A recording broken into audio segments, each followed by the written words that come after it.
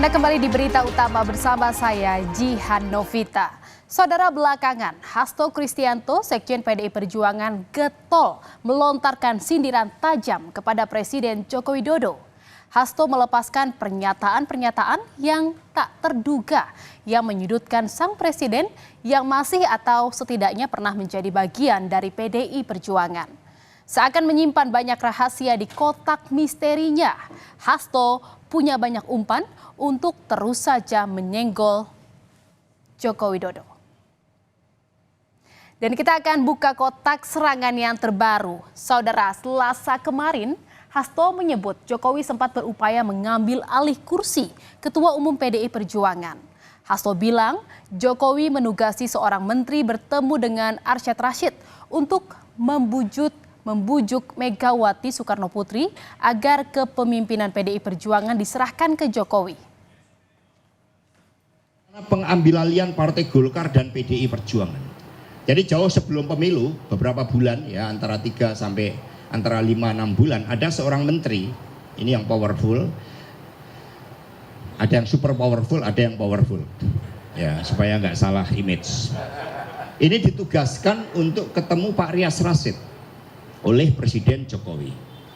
Pak Rias Rasyid ditugaskan untuk membujuk Bu Mega agar kepemimpinan PDI Perjuangan diserahkan kepada Pak Jokowi. Ini dalam rangka kendaraan politik tadi untuk 21 tahun ke depan tadi. Saudara, Jokowi pun merespon tudingan dari Hasto. Jokowi membantah pernyataan Hasto yang menyebut dirinya ingin merebut posisi Ketua Umum PDI Perjuangan dari Megawati. Jokowi juga bergurau tentang dirinya yang pernah dituding ingin menjadi Ketua Umum Partai Golkar. Jokowi pun meminta agar tidak melontarkan tudingan itu. Ketua Umum bukan Golkar. Pak Jokowi Katanya mau ngerebut Golkar, katanya mau ngerebut masa semua mau direbutin semua. Jangan seperti itu, jangan seperti itu. Jangan seperti itu. Saudara, entah siapa yang benar dan siapa yang salah. Masing-masing pihak punya versinya sendiri. Namun sikap Hasto yang menyerang Jokowi patut dicermati. Pengamat politik Universitas Al-Azhar, Ujang Komarudin melihat tudingan Hasto kepada Jokowi yang diungkap ke publik semakin memperjelas adanya konflik tajam antara Jokowi dan PDI Perjuangan, termasuk dengan sang Ketua Umum Megawati Soekarno Putri. Yang juga dari kekesalan PDIP kepada Jokowi yang dianggap tidak taat asas, tidak loyal, sehingga tidak memenangkan PDIP dan tidak menangkan Ganjar Mahfud. Bahkan ya Jokowi punya skema sendiri yang katakanlah memenangkan anaknya sebagai cawapres. Nah, dalam konteks itu saya melihat ya bahwa ya kemarahan PDIP itu ya bisa dimaklumi, tetapi tuduhan yang mengatakan Jokowi akan mengambil alih kepemimpinan Megawati, ini tentu tuduhan yang serius yang harus dibuktikan kepada publik agar tidak terjadi fitnah begitu. Saudara, bukan kali ini saja Hasto membidik Jokowi. Dalam akun YouTube Akbar Faisal Unsensor, Hasto mengungkapkan Partai Banteng mendapat tekanan yang luar biasa dalam menghadapi pemilu kali ini. Abuse of power yang disebut Hasto dipimpin oleh Jokowi.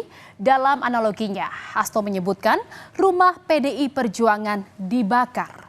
Namun, pandangan berbeda disampaikan oleh pengamat politik M. Kodari, di mana dalam akun YouTube Total Politik, Kodari menyebut justru Hasto lah yang membakar rumah PDI Perjuangan. Bagaimana kami bertahan di tengah berbagai gempuran yang luar biasa. Gempuran secara masif terjadi abuse of power, dan yang sangat kami sayangkan itu justru dilakukan oleh sosok Presiden Jokowi yang seharusnya menjadi penjaga norma, sehingga meskipun rumah PDI, rumah nasionalis Soekarnois, rumah Partai Wong Cilik ini juga dibakar. Tetapi paling tidak kami bisa mempersembahkan kemenangan 3 kali berturut-turut.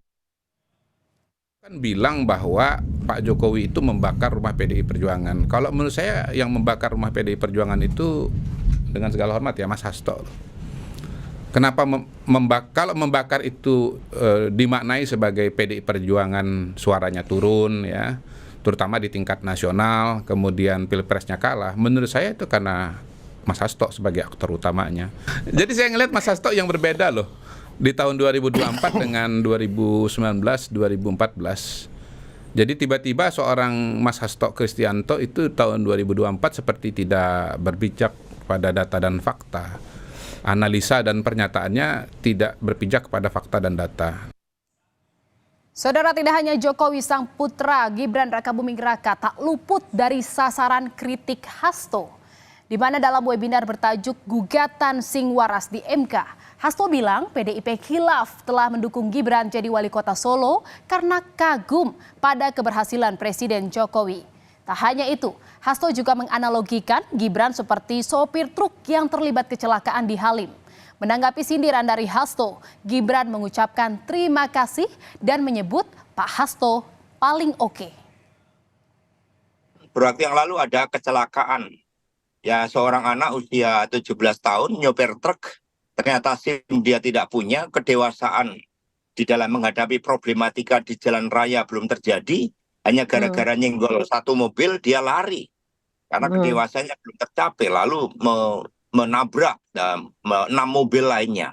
Ini sebagai contoh bagaimana ketika orang hanya berorientasi pada hasil, proses usia itu diabaikan, maka ini juga berbahaya. Karena kedewasaan di dalam mengemban jabatan-jabatan tertentu untuk sopir truk aja itu berbahaya, apalagi kaitannya dengan mengelola suatu negara sebesar Indonesia dengan problematika yang sangat kompleks, masalah ekonomi, masalah sosial, persoalan geopolitik, persoalan kemiskinan, persoalan pendidikan, persoalan egoisme agama yang juga masih seringkali menjadi persoalan terkait dengan mental spiritual kita. Kemudian di tengah-tengah itu muncul suatu tampilan bagaimana seorang anak presiden yang batas usia belum mencukupi, wali kota juga baru 2 tahun, kemudian mendapatkan suatu preferensi. 14 tahun, Mas. Emangnya saya nabrak? Maksudnya membandingkan katanya SIM juga butuh batasan umur, begitu juga Wapres gitu sih, Mas. Ya udahlah, ngikut Pak Hasto. Terima kasih Pak Hasto untuk masukannya. Juga menyesal mendukung Mas Gibran jadi wali kota dari PDI, Mas. Ada tanggapan, Mas? Ya, terima kasih Pak Hasto. Katanya khilaf katanya, Mas. Mau khilaf. Ya, mohon maaf Pak Hasto. Termasuk juga menyindir Pak Jokowi selalu mengucapkan kata bohong itu, Mas. Oh ya, mohon maaf Pak Hasto. Ya, terima kasih. Pak Hasto paling oke. Hingga saat ini, saudara, hubungan Jokowi dan PDI Perjuangan terlihat makin renggang sejak Gibran menjadi cawapres Prabowo Subianto. Nah, sebelum berbicara jauh soal kursi Ketua Umum PDI Perjuangan, pengamat politik melihat status Jokowi sebagai anggota partai perlu diperjelas. Lalu apakah Jokowi masih kader PDIP? Hasto bilang, masa kita memecat presiden? Jika yang bersangkutan mungkin Pak Jokowi ini ingin menjadi ketua umum partai, kan tentu harus mengikuti ya Bang Andreas ya, bagaimana aturan main yang ada di PDI Perjuangan. Lah ini kita juga belum mendengarkan sampai sejauh ini bahwa Pak Jokowi itu sudah keluar atau tetap masih ada sebagai kader dari PDI Perjuangan. Ini juga kita nggak tahu kan gitu. Jadi mestinya memang de facto de jure itu jelas gitu ya. Mungkin secara de facto tidak lagi dengan PDI Perjuangan, tapi secara de jure mungkin belum ada kata putus gitu ya dengan PDI Perjuangan. Jadi itu dulu mungkin yang harus diklarifikasi. Itu memang beliau ber-KTA. Pak Jokowi pernah menjadi wakil ketua DPD PDI Perjuangan Jawa Tengah. Tetapi dalam konteks keputusan politiknya, ya saya harus berani mengatakan bahwa sudah jauh dari kultur yang dibangun oleh PDI Perjuangan. Jauh atau masih anggota, Mas? Secara formal masih anggota. Tapi masuk kita memecat presiden yang kebetulan juga anggota dari PDI. Saudara, tudingan Hasto soal perebutan kursi Ketua Umum PDIP sudah dibantah Jokowi. Apakah Hasto punya serangan-serangan lain kepada Jokowi? Kita tunggu saja manuver berikutnya. Dan saudara,